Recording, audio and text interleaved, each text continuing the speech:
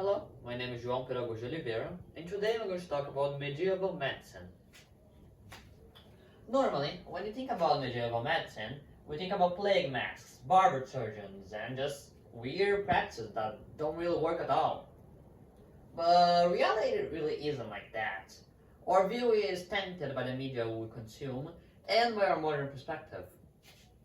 In reality, this ancient medicine was built upon thousands of years of work. In fact, the marine theory at the time was made by Greek philosophers. In fact, it was developed by Hippocrates, Galen, and Aristotle. The theory was the theory of the four humors. He believed the human body was composed of four substances: blood, phlegon, black bile, and yellow bile. He stated that if one of those was out of balance, then disease would arise. They checked for imbalances on the biles through urine, actually. They smell it, they check its color and check its consistency, and through it they determined the type of disease someone was suffering from. This also remains to this day, actually. We use urine to see the conditions of someone, the type of disease they have, or if their body is producing something more than others. So this actually shows a level of understanding of the body functions. At the time, they could not comprehend that it was not the humors and the imbalance that causes the differences in smell, consistency, and color. So the reason were wrong. But they still had the idea that those things were influenced by the body and its condition. Another idea that remains to this day is the idea of that exercises, good diet, and a sleep schedule are good for a person's health. This actually just came again from the idea of the humors, or that the balance between them was what made someone healthy. They believe that doing those types of things maintain them in balance. Of course, not everything that they believe or they did was really nice, because they thought that health was defined by the humors and their stability and balance. That actually led to some really bad things, because if they thought there was just too much blood and that the blood humor, which wasn't the humors, between the three others you just made up, was too high, meant they need to lessen it. And taking away blood is not really a very nice thing. In fact, they did it through blood leeches, reducing the blood to try to match the other non-existent humors. This actually led to worse things than the condition itself. They didn't only do that with leeches, they had other methods, but any form of blood draining went to levels that just weren't healthy. Of course, they weren't just limited to humor theory. Medicine also expanded to the usage of herbs. Herbs were quite popular among the populace. In fact, they were basically what was used by the average person. While the more advanced levels, we would see more high-level professionals and just went there to appointment. If you did that, we would see human theory, but the average folk would just use herbs. They did herb for basically everything. Headaches, bruises, and there are ties between the uses of herbs with religion. In fact, it was believed that the specific herbs were created with a specific purpose. That each herb was created by God with the purpose of healing a specific alignment. So in a way, they saw each herb and what they did as an act from God, a gift from God, a blessing. So that actually reinforced the religion at the time. And now, the religion, in turn, reinforced the usage of herbs, as those were really strongly related in everyday life. Many of these herbs actually have proved to work. It wasn't just superstition. Modern science proved that and uses many of those things to this day. And it's not only the use of herbs. It extends even to other things, like how you use nail slime to treat burns. That was something that was made at the time. So the amount of things they did, the culture and ideas, largely remains, as I said previously. But not everything was done through humor theory or herbs. In fact, lots of times we need to do surgeries, as conditions were more intense and harmful to the body, more physical in nature. At the time, it was done by barber surgeons. The same person who would do your hair would amputate your limbs. So barber surgeons were not always the one doing the surgeries. Before then, the role fell to Catholic monks. In other words, it was the responsibility of the church. However, they were forced to stop doing surgeries when the church mandated that no monk should intentionally spill a drop of blood. This because and tradition forced them to stop doing surgeries, and that role then fell to the barber surgeons. Now you may be thinking, why would that fall to them? What are the barbers doing? Why do they do surgeries now? Well, the reason for that is because they actually had strong ties to the church, which raises more questions again, but I will explain.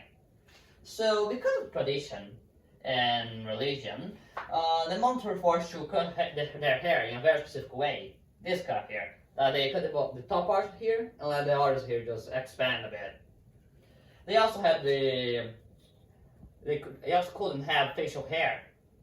So that meant that all the time there were barbers around, like helping them maintain their traditions. This is also expanding a bit, because as monks did the surgeries and barbers were always closed, barbers actually ended up becoming sort of assistants to them. As when they were doing things and as the barbers knew how to sharp objects and had the precision necessary to do their job, they, as acting as assistants, they took those skills and helped the monks do their job. So when they could no longer do this, the role fell into the next experts, the others who were experienced and were in a way being trained from the start. The barbers. So the barbers did everything. Every type of surgery, from stitches to tooth removal to amputation, they did it all. And they did all that without anesthesia. Now you may think, why did they die without anesthesia? You may think because they didn't have the time. And that's actually just half truth. The real reason they couldn't use anesthesia was simply because it was impossible to get the right amounts. Even in modern times, we have a lot of trouble using it because each patient has a different amount of anesthesia required to be used for them to not to die, because anesthesia can be really dangerous. At the time, I did not have the right tools or resources to match the anesthesia to the patients and change the amounts used during the treatment. They simply could not use it. In a way, it was just a poison to them, It just wasn't in real use. It was noted that they could have special effects that allow you to do things without pain, but that just wasn't really useful when it could also kill you. Of course, they use herbs to do pain relief, but it just wasn't the same, so those types of surgery tend to be really painful.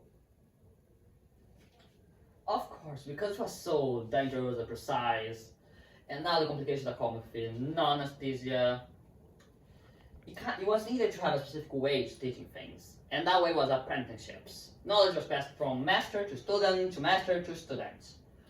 This knowledge extended a bit beyond what you would expect. It was not only for hands-on things and just the general knowledge, but you actually went to astrology. Because at the time, like herbs were just popular. Like herbs, it has way less evidence of work and it has not been proven, but it was still something strong at the time. And that was a leading belief. It meant that it leaked in every single aspect of professions and work.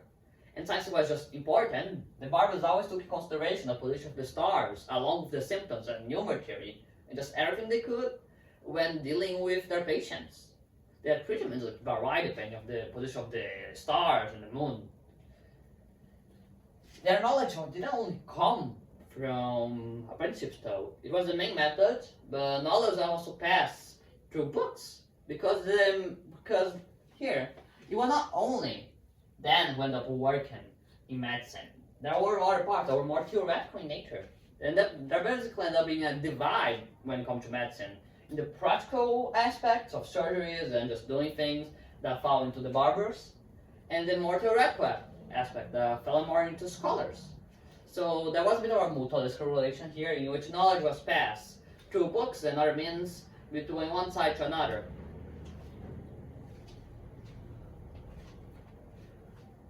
It's important to know that when you look at the past, we may think of those previous individuals as barbaric, as their way of doing things as stupid and foolish, and actually know so much better. But that's not really a nice way of thinking about it. It's not really accurate. Because with what they had, they were doing their best. With the tools they had in hand, the knowledge they were building up, everything, they were doing their best. Much of it still remains today. Even if they did not understand why the human body did what they did, they still had an idea that it had a balance, a way it worked. And through that, even if a really flawed understanding, they could understand how the instruments reacted and what they could tell about your body. They could understand that you need to maintain a healthy lifestyle. They could understand many things and through practice and the use of herbs. They were using and realized what actually work, and so much is still using today. This extended all around. Thousands of years of experience and efforts built up the idea of medicine. And though you know that they do not know many things like viruses and bacteria, they were doing their best. And if you think like you're superior somehow, we just aren't. We simply had many of the dots already connected for us. They did all the experiments, everything. Trial and error, until our knowledge was built. So you can't think the people past us as foolish, or the methods as barbaric, because it was all they could do, really. And if you think like that way, we just be seen as barbaric by the next generation, because that happened before. The people after the Enlightenment talk as a person between the medieval ages as barbaric, and now we think of the people in the Enlightenment area as barbaric too. This was my lesson in medieval medicine. Thanks for watching.